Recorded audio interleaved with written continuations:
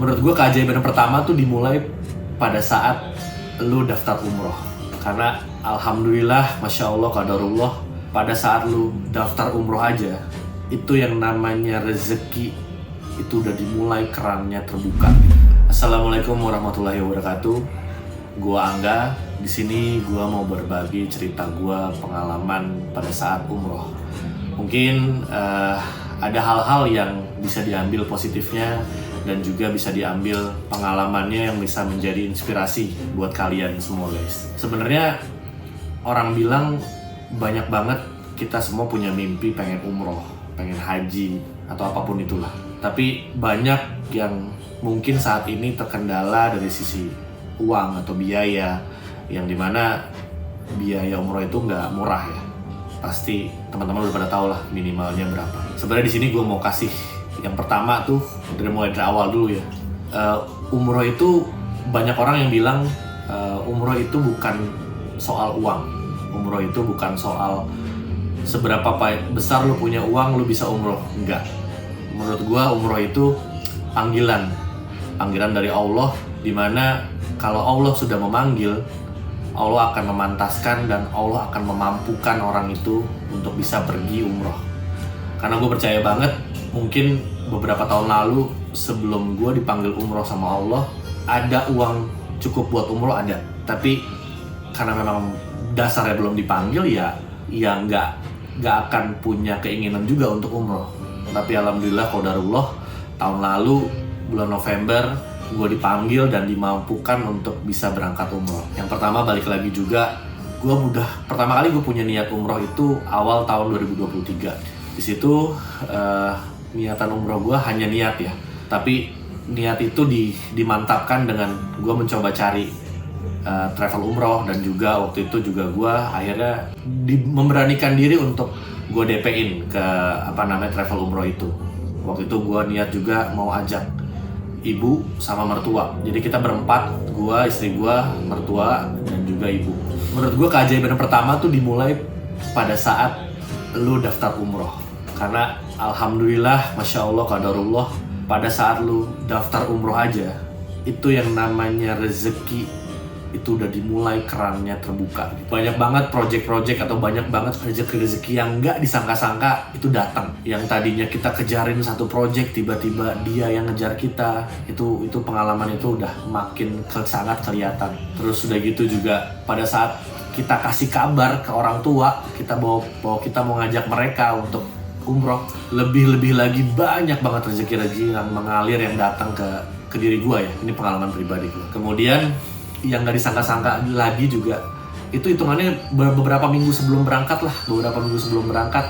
Allah balik lagi sekali lagi ngasih kejutan yang gak disangka-sangka. Usaha VR Journey atau VR Nabi Muhammad itu yang menurut gua sampai saat ini, detik ini tuh viral dan membuat rezeki yang alhamdulillah besar lah kasarnya dari situ. Nah, pada saat umroh, cerita berlanjut di saat umroh itu banyak banget pengalaman yang menurut gue kayak ya Allah baik banget lah sama gue. Yang pertama mungkin gue cerita yang gambaran luasnya adalah pasti kita pertama kali melihat Ka'bah tuh, semua orang nggak ada yang mungkin nggak nangis lah kalau pertama kali melihat Ka'bah. Itu rasanya tuh alhamdulillah banget, itu bisa melihat dimana kita sujud menghadap kiblat di Ka'bah gitu ya. Itu pertama ngeliat itu bagus banget, dan menurut gua itu pengalaman gue yang nggak terlupakan pertama kali ngeliat Ka'bah langsung ya. Terus ini banyak lagi mitos-mitos mungkin yang orang bilang, oh nanti di umroh nih kalau lu di di tempat asal lu banyak berbuat maksiat atau lu banyak berbuat jahat dan segala macam, lu akan dibales di sana. Menurut gue itu hanya mitos, dan malah sebenarnya di sana itu lu bakal dapet banget keajaiban-keajaiban yang lu nggak sangka-sangka gitu. Mungkin banyak cita-cita miring, tapi itu semua menurut gue hanya ketidaksengajaan aja menurut gua. Nah, tadi balik lagi soal yang pertama tadi, melihat Ka'bah, kemudian juga berikutnya adalah dimana kita pengen nyium Hajar Aswad. Tapi memang ini nyium Hajar Aswad tuh bukan gue yang nyium, tapi menurut gue ini pengalaman yang yang gak terlupakan. Gue membantu istri gue untuk bisa nyium Hajar Aswad. Karena kalau teman-teman tahu perjuangan nyium Hajar Aswad itu nggak gampang dan nggak semua orang bisa nyium Hajar Aswad. Ini yang yang menurut gue tuh gak terlupakan. Yang pertama, kita tuh kayak ada yang mudahin aja, kayak ada yang ngebantuin bener-bener masuk mulai merembet hingga bener-bener kita masuk ke depan, kita ngelihat Hajar Aswad. Akhirnya istri gue tuh bisa nyium Hajar Aswad itu, dan itu kesempatan yang menurut gue kayaknya mungkin jutaan orang tuh semuanya pengen kesana, pengen nyium, dan semua perjuangannya tuh berat banget, dan alhamdulillah bisa nyium. Itu yang pertama, cium Hajar Aswad tuh menurut gue itu yang pengalaman yang tak terlupakan gitu kan. Kemudian yang berikutnya adalah sebenarnya gue tuh kenapa ajak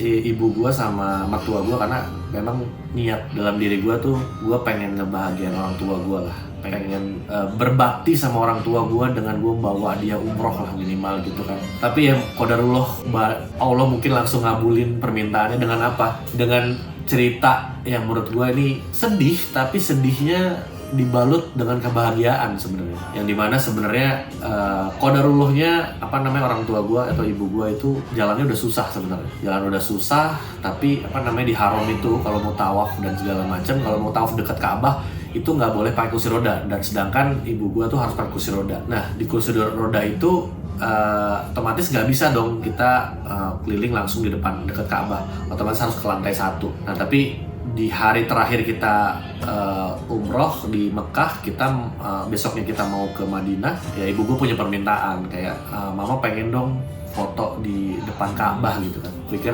oke, ini saatnya gue juga berbakti gitu kan ya. Oke mah, tapi yakin nih, karena di sana nggak boleh pakai kursi roda, harus jalan. Bisa nggak? Insya Allah bisa. Ya oke, ya udah kita jalan. Pada saat itu kondisinya umroh itu di saat gue umroh November itu ternyata pada saat liburan anak-anak sekolah di Arab. Itu ya qadarullohnya semuanya rame banget, crowded banget. Jadi pada saat mau masuk itu sholat Isya, kita tetap di awalnya masuknya dapetnya di atas dulu. Nah kemudian selesai sholat Isya, kita mau turun ya, kita turun. Oke, turun. Pas turun, alhamdulillahnya qadarullohnya dapet foto di depan Ka'bah bareng sama nyokap gue. Mungkin lo bisa lihat nih, ada fotonya bareng sama nyokap gue, lo bisa lihat itu. Tapi qadarullohnya pada saat itu nyokap gue kebelet buang air besar, mungkin karena dingin dan segala macem, dan harus cari toilet. Ya mungkin yang teman-teman belum tahu, toilet di dalam haram tuh nggak ada dan harus keluar. Jadi kita harus berjalan kaki keluar, nenteng-nenteng ibu gitu kan, mama gue, karena jalannya pun udah susah, kebelet dan segala macam. Ya udah kita usahain banget keluar segala macam sampai di depan kita hotel di Zamzam Tower. Itu udah rame banget. Di Zamzam Tower sebenarnya ada toilet 3 atau 4, gue lupa, ada di sana. Itu buat cewek di sana. Sampai sana qadarullohnya tutup. Itu udah kebeletnya segala macam. Mungkin gue ngerasain banget, orang tua gue tuh sakit banget perutnya mungkin segala macam. Udah tetap kita usahain tetap jalan. Jadi dari Ka'bah kita ke sana jalan kaki, dan itu kondisinya rame banget. Sampai sana nggak ketemu juga, tutup juga. Oke, kita ke atas aja deh, ke hotel. Jalan mungkin udah susah jalannya, mesti harus buru-buru, kebeletup juga. Qadarullohnya di depan hotel di depan Menara Zamzam, depan Mall Zamzam itu nyokap gue jatuh, dan kondisinya ternyata kita belum tahu lah itu tuh patah atau apa segala macam, tapi nggak bisa jalan, berdiri aja susah banget. Sampai akhirnya kita harus bantu pakai kursi roda lagi, kita pinjem dari sekitar situ. Untungnya banyak yang nolongin, karena lagi rame banyak yang nolongin. Tapi balik lagi, karena gue mungkin permintaan dari gue sendiri ya, yang kayak gue pengen berbakti sama orang tua, jadi bener-bener berbakti, jadi harus ngurusin nyokap selama di umroh gitu. Jadi kayak akhirnya gue mesti gantian sama istri gue ke masjid dan segala macam, tapi lebih banyak gue yang ngurusin nyokap, karena ke kamar mandi pun harus ditenteng gitu kan, kemana juga harus dibantuin gitu kan, even berdiri aja dia susah gitu. Udah gitu, nah ini juga nih, ada satu yang menurut gue mungkin Allah emang udah nakdirin nyokap gue harus jatuh juga. Gue tuh dikasih tiket kereta cepat gratis dari travel umroh gue, dan masya Allah itu untuk semua ya, untuk gue, nyokap gue, mertua gue, dan istri gue. Ternyata gue berpikir, oh ini maksudnya Allah kenapa ngasih kereta cepat, karena nggak bakal mungkin kondisinya nyokap gue itu kalau naik mobil atau naik bus selama mungkin 5-6 jam ke Madinah, itu rasa sakitnya gue nggak tahu deh mesti kayak gimana. Tapi alhamdulillah qadarullohnya dikasih kereta cepat, dan itu pun naik kereta cepat susah banget, berdiri dan segala macam susah banget, dan bisa tuh naik kereta cepat.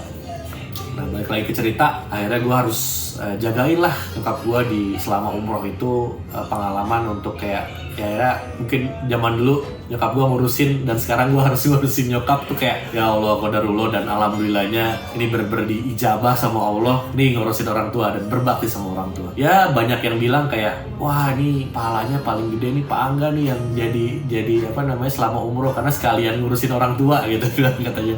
Tapi ya baik lagi, ini semua mungkin sudah qadarullah, Allah yang ngatur semuanya. Alhamdulillah, untungnya nyokap masih bisa dibawa balik karena kalau harus ke rumah sakit di sana tuh mungkin bisa sendirian, akhirnya dia di sana nggak bisa pulang gitu kan. Nah, akhirnya kita bisa pulang karena pas dicek kakinya patah gitu kan, harus diganti segala macam engsel dan segala macam. Nah, di luar itu beberapa keajaiban lagi, dan menurut gua kayak Allah ngasih banget